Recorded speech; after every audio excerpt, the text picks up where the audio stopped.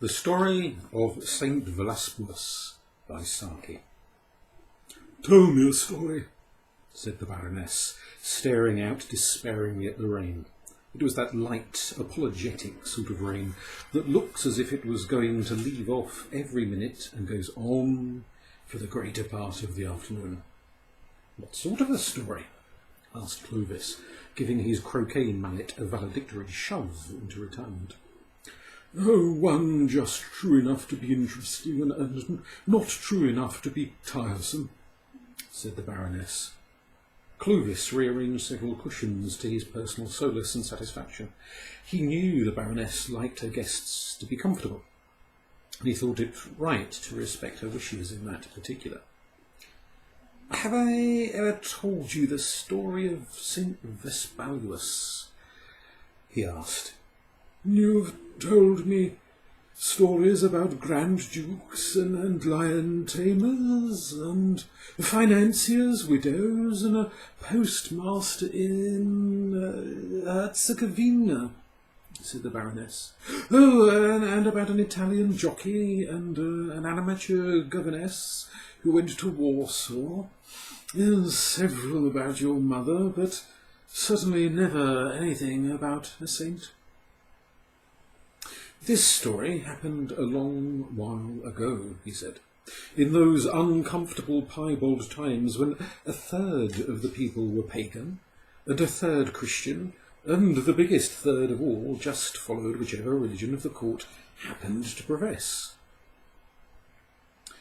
There was a certain king called Hikrikros, who had a fearful temper and no immediate successor in his own family.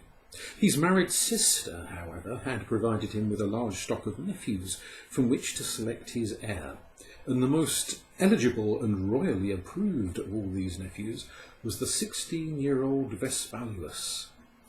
He was the best looking, and the best horseman and javelin thrower, and had that priceless princely gift of being able to walk past a supplicant with an air of not having seen him, but would certainly have given something if he had. My mother has that gift to a certain extent. She can go smilingly and financially unscathed through a charity bazaar and meet the organisers next day with the solicitous "had I but known you were in need of funds" air that is really rather a triumph in audacity. Now, Hikrikros was a pagan of the first water, and kept the worship of the sacred serpents, who lived in a hallowed grove on a hill near the royal palace, up to a high pitch of enthusiasm. The common people were allowed to please themselves, within certain discreet limits, in the matter of private religion. But any official in the service of the court who went over to the new cult was looked down on, literally as well as metaphorically, the looking down being done from the gallery that ran around the royal bear pit. Consequently, there was considerable scandal and consternation when the youthful Vespaluus appeared one day at a court function with a rosary tucked into his belt, and announced in reply to angry questioning that he had decided to adopt Christianity, or at any rate to give it a trial. If it had been any of the other nephews, the king would possibly have ordered something drastic in the way of scourging and banishment. But in the case of the favoured Vespaluus, he determined to look on the whole thing much as a modern father might regard the announced intention of his son to adopt the stage as a profession. He sent accordingly for the royal librarian. The royal library in those days was not a very extensive affair, and the keeper of the king's books had a great deal of leisure on his hands. Consequently, he was in frequent demand for the settlement of other people's affairs, when these strayed beyond normal limits and got temporarily unmanageable. "You must reason with Prince Vespaluus," said the king, "and impress upon him the error of his ways. We cannot have the heir to the throne setting such a dangerous example." But where shall I find the necessary arguments?" asked the librarian. I give you free leave to pick and choose your arguments in the royal woods and coppices," said the king. If you cannot get together some cutting observations and stinging retorts suitable to the occasion, you are a person of a very poor resource.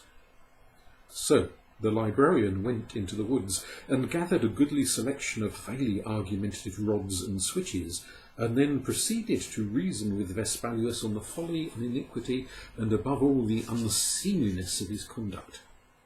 His reasoning left a deep impression on the young prince, an impression which lasted for many weeks, during which time nothing more was heard about the unfortunate lapse into Christianity.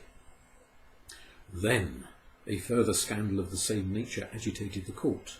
At a time when he should have been engaged in audibly invoking the gracious protection and patronage of the holy serpents, Vespaluus was heard singing a chant in honour of St Odilo of Cluny.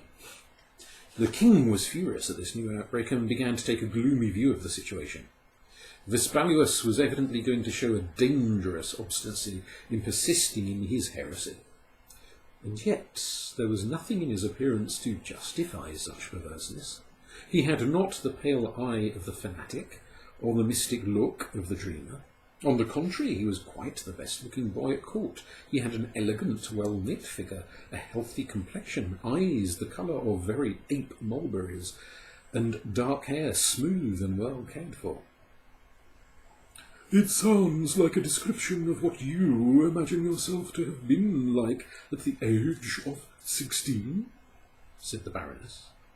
My mother has probably been showing you some of my early photographs, said Clovis. Having turned the sarcasm into a compliment, he resumed his story. The king had Vespaluus shut up in a dark tower for 3 days, with nothing but bread and water to live on, the squealing and the fluttering of the bats to listen to, and drifting clouds to watch through one little window slit. The anti-pagan section of the community began to talk portentously of the boy martyr. The martyrdom was mitigated, as far as the food was concerned, by the carelessness of the tower warden, who once or twice left a portion of his own supper of broiled meat and fruit and wine, by mistake, in the prince's cell. After the punishment was over, Vespaluus was closely watched for any further symptoms of religious perversity, for the king was determined to stand no more opposition on so important a matter, even from his favourite nephew. If there was any more of this nonsense, he said, the succession to the throne would have to be altered. For a time, all went well. The festival of summer sports was approaching, and the young Vespaluus was too engrossed in wrestling and foot-running and javelin-throwing competitions to bother himself with the strife of conflicting religious systems. Then, however, came the great culminating feature of the summer festival, the ceremonial dance round the grove of the sacred serpents, and Vespaluus, as we should say, sat it out. The affront to the state religion was too public and ostentatious to be overlooked, even if the king had been so minded, and he was not in the least so minded.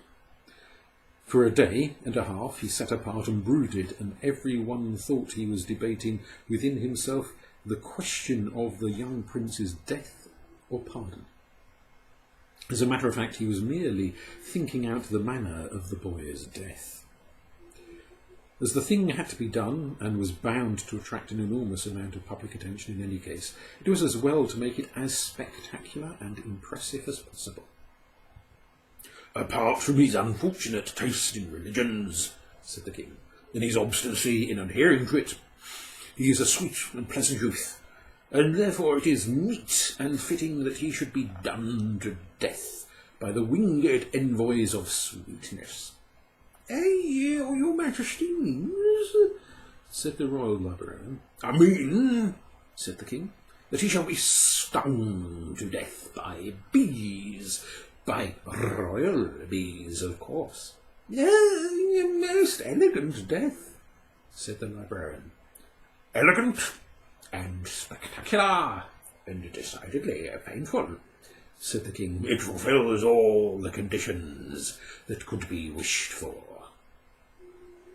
The king himself thought out all the details of the execution ceremony, Vespaluus was to be stripped of his clothes, his hands were to be bound behind him, and he was then to be slung in a recumbent position immediately above 3 of the largest of the royal beehives, so that the least movement of his body would bring him in jarring contact with them. The rest could be safely left to the bees. The death throes, the king computed, might last anything from 15 to 40 minutes. Although there was division of opinion and considerable wagering among the other nephews as to whether death might not be almost instantaneous, or, on the other hand, whether it might not be deferred for a couple of hours.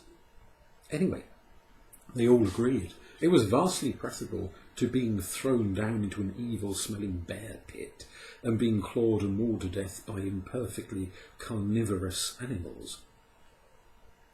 It so happened, however, that the keeper of the royal hives had leanings towards Christianity himself, and moreover, like most of the court officials, he was very much attached to Vespaluus. On the eve of the execution, therefore, he busied himself with removing the stings from all the royal bees. It was a long and delicate operation, but he was an expert bee master, and by working hard nearly all night, he succeeded in disarming all, or almost all, of the hive inmates. "I didn't know you could take the sting from a live bee," said the Baroness incredulously. "Every profession has its secrets," replied Clovis. "If it hadn't, it wouldn't be a profession." Well, the moment for the execution arrived. The king and the court took their places, and accommodation was found for as many of the populace as wished to witness the unusual spectacle. Fortunately, the royal bee yard was of considerable dimensions and was commanded, moreover, by the terraces that ran round the royal gardens. With a little squeezing and the erection of a few platforms, room was found for everybody. Vespaluus was carried into the open space in front of the hives, blushing and slightly embarrassed, but not at all displeased at the attention which was being centred on him. "He seems to have resembled you in more things than appearance," said the Baroness. "Don't interrupt at the critical point of the story," said Clovis. As soon as he had been carefully adjusted in the prescribed position over the hives, and almost before the jailers had time to retire to a safe distance, Vespaluus gave a lusty and well-aimed kick, which sent all 3 hives toppling one over another. The next moment he was wrapped from head to foot in bees. Each individual insect nursed the dreadful and humiliating knowledge that in this supreme hour of catastrophe it could not sting, but each felt that it ought to pretend to. Vespaluus squealed and wriggled with laughter, for he was being tickled nearly to death, and now and again he gave a furious quick kick and used a bad word as one of the few bees that had escaped disarmament got its protest home. But the spectators saw with amazement that he showed no signs of approaching death agony, and as the bees dropped wearily away in clusters from his body, his flesh was seen to be as white and smooth as before the ordeal, with the shiny glaze from the honey smear of innumerable bee feet, and here and there a small red spot where one of the rare stings had left its mark. It was obvious that a miracle had been performed in his favour, and one loud murmur of astonishment or exultation rose from the onlooking crowd. The king gave orders for Vespaluus to be taken down to await further orders, and stalked silently back to his midday meal, at which he was careful to eat heartily and drink copiously, as though nothing unusual had happened. After dinner, he sent for the royal librarian. "What is the meaning of this fiasco?" he demanded. "Your Majesty," said that official, "there is something radically wrong with the bees."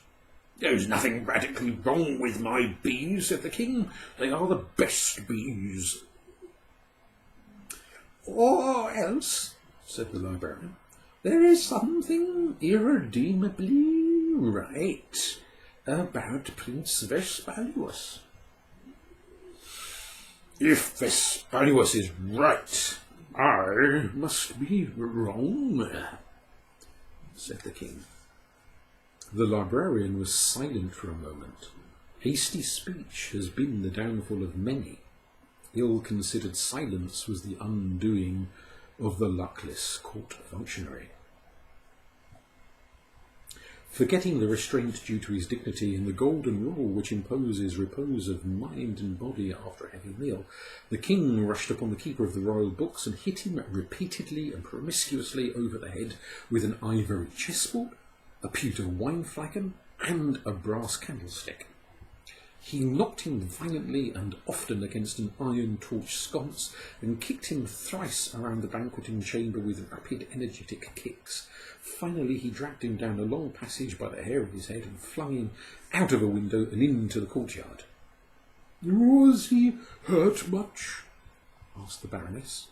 More hurt than surprised, said Clovis. You see, the king was notorious for his violent temper. However, this was the first time he had let himself go so unrestrainedly on the top of a heavy meal. The librarian lingered for many days. In fact, for all I know, he may have ultimately recovered. But Hiccucross died that same evening. Vespaluus had hardly finished getting the honey stains off his body before a hurried deputation came to put the coronation oil on his head, and, what with the publicly witnessed miracle in the accession of a Christian sovereign, it was not surprising that there was a general scramble of converts to the new religion. A hastily consecrated bishop was overworked with a rush of baptisms in the hastily improvised Cathedral of St Adila, and the boy martyr that might have been was transposed in the popular imagination to a royal boy saint whose fame attracted throngs of curious and devout sightseers to the capital. Vespaluus, who was busily engaged in organising the games and athletic contests that were to mark the commencement of his reign, had no time to give heed to the religious fervour which was effervescing round his personality. The first indication he had of the existing state of affairs was when the court chamberlain, a recent and very ardent addition to the Christian community, brought for his approval the outlines of a projected ceremonial cutting down of the idolatrous Serpent Grove. Your Majesty will be graciously pleased to cut down the first tree with a specially consecrated axe, said the obsequious official. I'll cut your head first with any axe that comes handy, said Vespaluus indignantly. Do you suppose that I'm going to begin my reign by mortally affronting the sacred serpents? It would be most unlucky. Oh, but your Majesty's Christian principles, exclaimed the bewildered chamberlain. I never had any, said Vespaluus. I used to pretend to be a Christian convert just to annoy Hiccucross. He used to fly into such delicious tempers, and it was rather fun being whipped and scolded and shut up in a tower all for nothing. But as to turning Christian in any real earnest, like you people seem to do, I couldn't think of such a thing. And the holy and esteemed serpents have always helped me when I prayed to them for success in my running and wrestling and hunting. And it was through their distinguished intercession that the bees were not able to hurt me with their stings. It would be black ingratitude to turn against their worship at the very outset of my reign. I hate you for suggesting it. The chamberlain wrung his hands despairingly. Oh, but your Majesty, he wailed, the people are reverencing you as a saint, and the nobles are being Christianized in batches, and the neighbouring potentates of that faith are sending special envoys to welcome you as a brother. There is some talk of making you the patron saint of beehives, and a certain shade of honey yellow has been christened Vespalusian gold at the Emperor's court. You can't surely go back on all this. Oh, I don't mind being reverenced and greeted and honoured, said Vespaluus. I don't even mind being sainted in moderation, as long as I'm not expected to be saintly as well. But I wish you clearly and finally to understand that I will not give up the worship of the august and auspicious serpents. There was a world of unspoken bear pit in the way he uttered those last words, and the mulberry dark eyes flashed dangerously.